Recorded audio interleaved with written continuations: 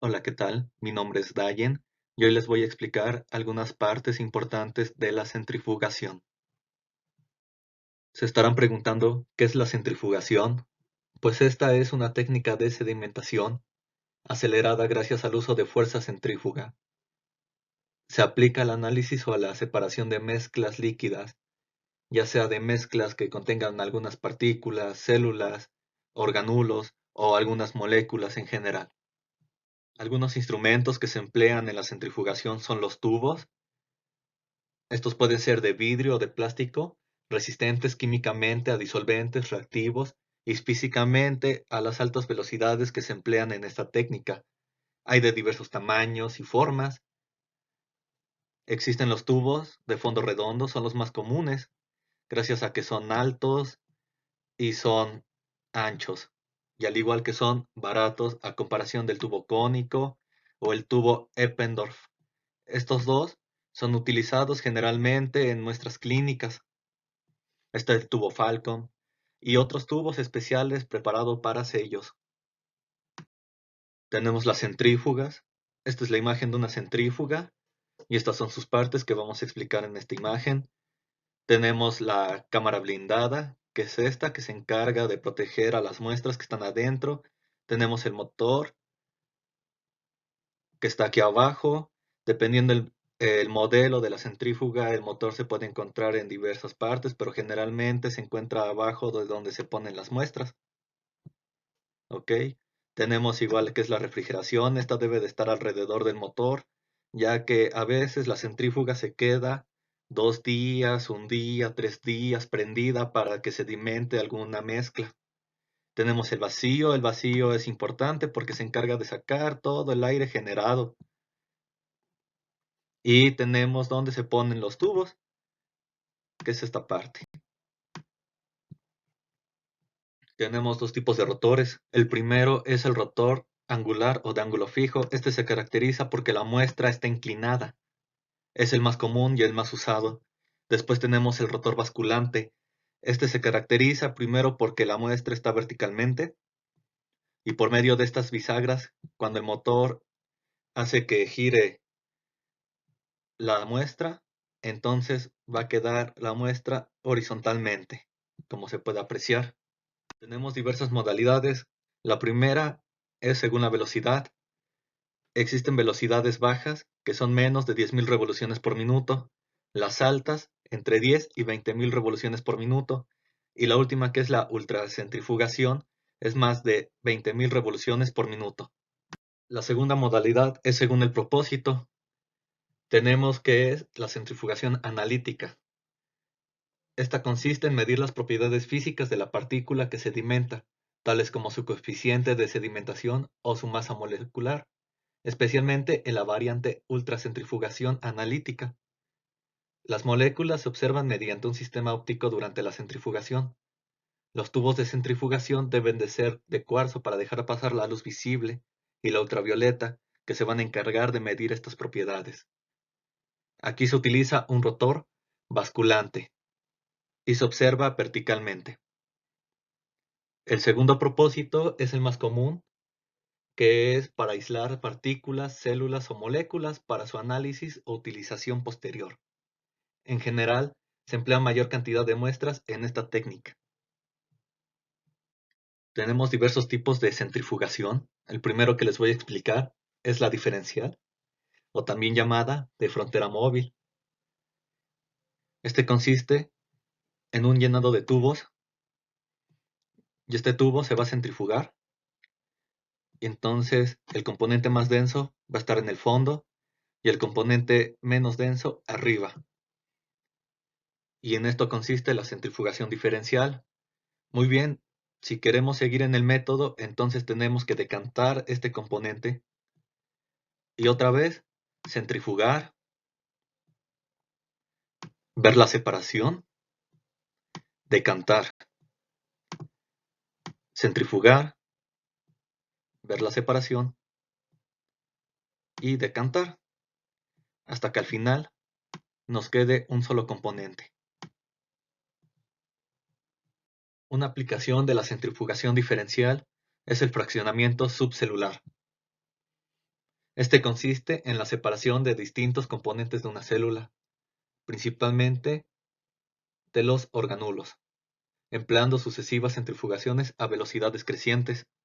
Aquí podemos ver cómo va aumentando la velocidad de centrifugación y los minutos, de 10 hasta 3 horas, y por 1500 veces la gravedad de la Tierra. Otro tipo de centrifugación es la zonal o velocidad de sedimentación.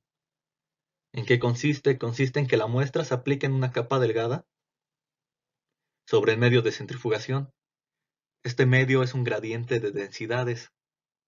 Bajo la fuerza centrífuga, las partículas sedimentan a través del gradiente concentrándose en zonas o bandas discretas, de aquí su nombre. Su velocidad de avance depende de su tamaño, forma y densidad. Todos estos parámetros se combinan en el coeficiente de sedimentación, que es el que tenemos aquí, que es la velocidad de sedimentación entre la aceleración centrífuga. Muy bien, les voy a explicar cómo sucede. Primero, se llena un tubo con gradiente de densidad. ¿Qué es lo que pasa? Que tenemos el componente más denso abajo y el componente menos denso arriba. Entre vayas bajando, mayor va a ser la densidad. Y si va subiendo, menor va a ser la densidad. Un ejemplo común es de sacarosa entre un 5 y un 30%. Después, ¿qué va a pasar? Se le va a agregar la muestra encima de este gradiente. Después, vamos a pasar un rotor basculante, que este va a hacer que gire.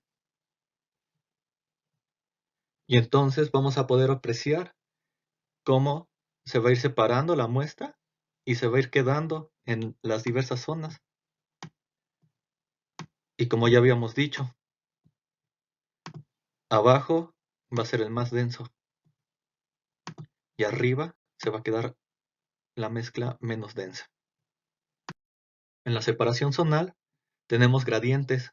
Uno de ellos es el discontinuo. Este gradiente discontinuo es preformado y es hecho manualmente.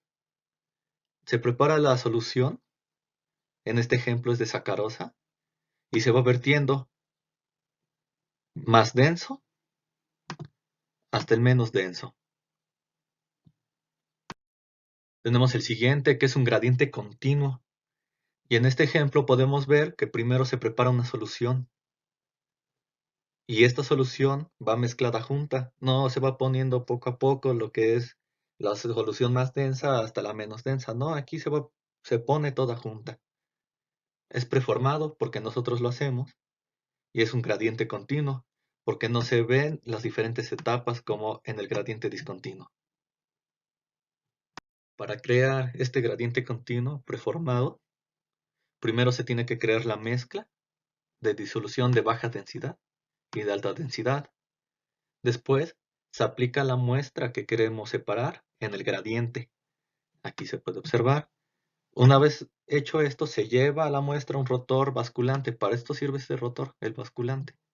Se centrifuga y se empieza a ver las diferentes sedimentaciones o fracciones, mejor dicho. Después se recolectan esas fracciones. Por último, tenemos el gradiente autoformado. Este gradiente se caracteriza por ser continuo. ¿Y qué es lo que pasa?